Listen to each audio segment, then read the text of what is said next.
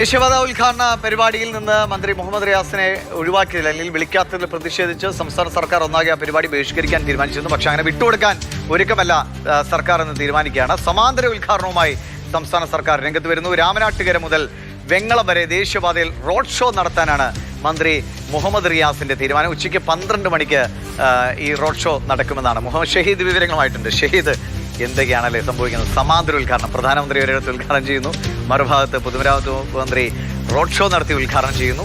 എപ്പോഴാണ് പരിപാടി? ദിവിഷ്, പ്രധാനമന്ത്രിയുടെ പരിപാടിയിൽ നിന്നും പൊതുമരാമത്ത് മന്ത്രി മുഹമ്മദ് റിയാസിനെ ഒഴിവാക്കിയതിൽ കടുത്ത പ്രതിഷേധം ഇപ്പോൾ സർക്കാരിന്റെ ഭാഗത്തു നിന്നുണ്ടാകുന്നു. അല്പസമയം മുമ്പ് മന്ത്രി തന്നെ ഇക്കാര്യം വ്യക്തമാക്കിയിരുന്നു. ജനാധിപത്യ മര്യാദയ്ക്ക് ലംഘനമാണ്, സംസ്ഥാനത്തുള്ള അപമാനമാണ് എന്ന് തുടങ്ങി അദ്ദേഹം പ്രസ്താവനകൾ നടത്തിയിരുന്നു. പക്ഷേ അത് പ്രസ്താവനയിലോ പ്രതിഷേധത്തിലോ അങ്ങനെ ഒതുക്കാൻ തീരുമാനിക്കുന്നില്ല എന്ന് മനസ്സിലാക്കണം. ഇന്ന് 12 മണിയോടുകൂടിയാണ് ഈ രാമനാട്ടുകര വെങ്ങളം റീച്ചിന്റെ ഉദ്ഘാടനം. ഈ 2 റീച്ചുകളാണ് നടക്കുന്നത്. തലപ്പാടി കുമ്പള റീച്ചും ഒപ്പം തന്നെ രാമനാട്ടുകര വെങ്ങളം റീച്ചുമാണ് പ്രധാനമന്ത്രി ഉദ്ഘാടനം ചെയ്യുന്നത്. അതിൽ നിന്നും ഒഴിവാക്കപ്പെട്ടതിലുള്ള പ്രതിഷേധ സൂചകമായാണ് ഇന്നിപ്പോൾ വെങ്ങളം മുതൽ രാമനാട്ടുകര വരെ ആ റീച്ചിലൂടെ ഇപ്പോൾ മുഹമ്മദ് റിയാസ്, പൊതുമരാമത്ത് മന്ത്രി മുഹമ്മദ് റിയാസ് ഇപ്പോൾ റോഡ് ഷോ നടത്താൻ തീരുമാനിച്ചിരിക്കുന്നത്. 12 മണിക്ക് ഈ പരിപാടി തുടങ്ങുമെന്നാണ് അറിയിച്ചിട്ടുള്ളത്.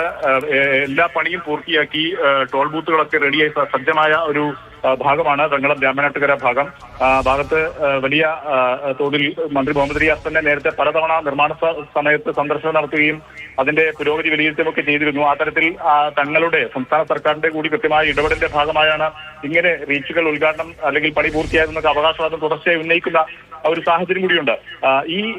ഇതെല്ലാം പരിഗണിച്ചുകൊണ്ടാണ് ഇപ്പോൾ ഏറ്റവും ഒടുവിൽ കൊച്ചിയിൽ നടക്കുന്ന പരിപാടിയിൽ നിന്ന് ഒഴിവാക്കപ്പെട്ടതിലുള്ള പ്രതിഷേധം അറിയിക്കുക എന്നുള്ളതിന്റെ ഭാഗമായി തന്നെയാണ് ഇങ്ങനെ തീരുമാനമെടുത്തത് മനസ്സിലാക്കണം. രാവിലെ നമ്മൾ ഇക്കാര്യം ചോദിച്ചിരുന്നു, ഏത് രീതിയിലായിരിക്കും പ്രതിഷേധമെന്ന് ചോദിച്ചിരുന്നു മന്ത്രി റിയാസിനോട്. പക്ഷേ അദ്ദേഹം അത് ആലോചിക്കുന്നു എന്ന് പറഞ്ഞിരുന്നു. മുഖ്യമന്ത്രി ഉൾപ്പെടെയുള്ളവരോട് മറ്റ് സർക്കാർ സംവിധാനങ്ങളുമായി കൃത്യമായി ആലോചിച്ച ശേഷമായിരിക്കും ഒരുപക്ഷെ ഇപ്പോൾ ഇങ്ങനെ ഒരു പെട്ടെന്നൊരു തീരുമാനത്തിലേക്ക് എത്തിയതെന്ന് വേണം മനസ്സിലാക്കാൻ. മറ്റാരെങ്കിലും അനുഗമിക്കുന്നുണ്ടോ? എങ്ങനെയാണ് ഈ റോഡ് ഷോ ക്രമീകരിക്കുന്നത്? ദിവിഷ്, പെട്ടെന്നുള്ള അറിയിപ്പാണ്. അല്പസമയം മുമ്പ് വരെ നമ്മൾ മന്ത്രി മുഹമ്മദ് റിയാസുമായി സംസാരിച്ചപ്പോൾ അദ്ദേഹം ഈ പരിപാടിയെക്കുറിച്ച് സൂചിപ്പിച്ചിരുന്നില്ല.